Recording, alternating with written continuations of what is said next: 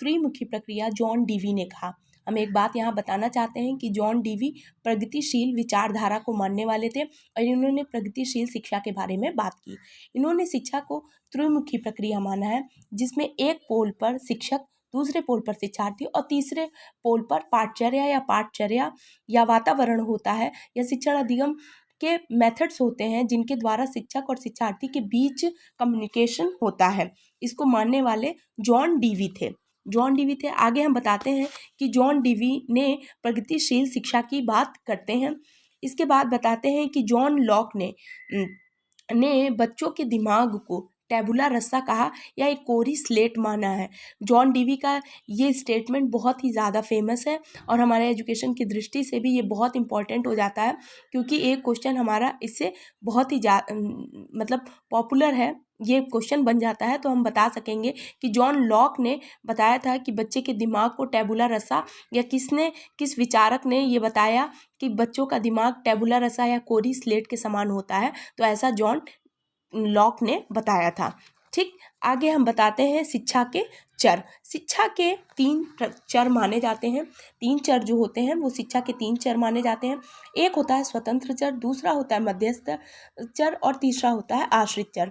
हम स्वतंत्र चर की बात करें तो इसमें शिक्षक होता है, मध्यस्थ चर में टीचिंग मेथड और आश्रित चर जो है वो होता है शिक्षार्थी। अब हम देखते हैं कि स्वतंत्र चर यानी शिक्षक, शिक्षार्थी और टीचिंग मेथड, यानी कि ये चर जो होते हैं एक दूसरे पर आश्रित हैं। जैसे स्वतंत्र, परतंत्र और मध्यस्थ यानी जो स्वतंत्र और आश्रित दोनों चर के बीच का कार्य करे। तो ये बीच का कार्य जो होता है वो हमारी टीचिंग मेथड्स होते हैं, जिनके द्वारा शिक्षक किसी भी जरिए से किसी भी मेथड से शिक्षार्थी को ज्ञान प्रदान करता है। और ये ज्ञान सिर्फ पुस्तकीय ज्ञान नहीं होता है, बल्कि हमारे वातावरण, हमारे समायोजन से सबसे संबंधित होता है।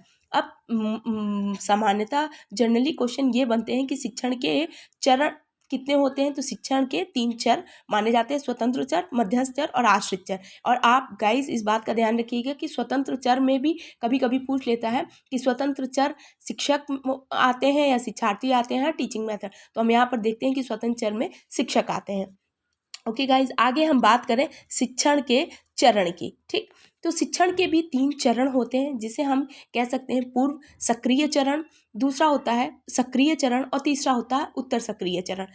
चरण की बात करें तो पूर्व सक्रिय चरण जो होते हैं वो होते हैं क्लास में जाने से पूर्व। जैसा कि हम सब बीएड, बीटीसी, डीएलएड करते हैं, तो हम पहले जानते हैं कि क्लास में जाने से पूर्व हमें एक प्लानिंग की ज़रूरत होती है। हम इनको पहले डिटेल में जानेंगे। पहले आज आप इनका पहले अच्छे से नाम जान जाइए। जैसे पूर्व सक्रिय चरण, सक्रिय चरण और उत्तर सक्रिय चरण होता है। ठीक, अब हम जानते हैं इनके बारे में। ठीक, अब पहले जैसे कि हमें पता है कि पूर्व सक्रिय चरण में हम क्लास में जाने से पहले लेसन प्लान बनाते हैं।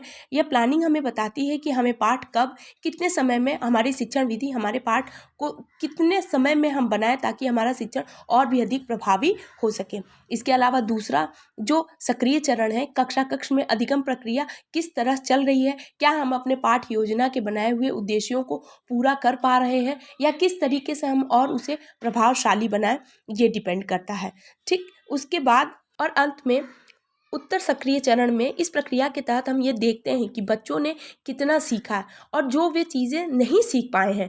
मतलब अब जैसे हमने 1 से लेकर 10 तक गिनती, प्राथमिक स्तर पर बात करें तो हम 1 से लेकर 10 तक गिनती बच्चों को सिखा रहे हैं, लेकिन क्या बच्चे ने 1 से लेकर 10 तक 100 तक गिनती सीख पाई? और अगर नहीं सीख पाई तो कहीं ना कहीं शिक्षण विधि फेल हुई है। यानी हमारे शिक्षण विधि को हमें और भी अधिक सुधारने की आवश्यकता है, ताकि बच्चा अधिक से अधिक अपने ज्ञान को न सिर्फ सीखे बल्कि उसे स्थायी बना सके। इतना ही नहीं बल्कि वो बाहर के समाज से के समायोजन में संबंध स्थापित कर सके, क्योंकि एक अच्छा जो समायोजित कर सकता है, जो अपने व्यवहार को, अपने सीखे हुए ज्ञान को समाज में समायोजित कर ले, वो उसका व्यवहार भी और उसका सीखना दोनों ही उच्च कोटि का होता है। तो थैंक यू गाइस, आज हमने बात की है शिक्षण के विषय पर। और आई होप अगर आपको हमारा ये चैनल पसंद आए, ये वीडियो पसंद आए, तो please like my channel and subscribe my channel. Thank you.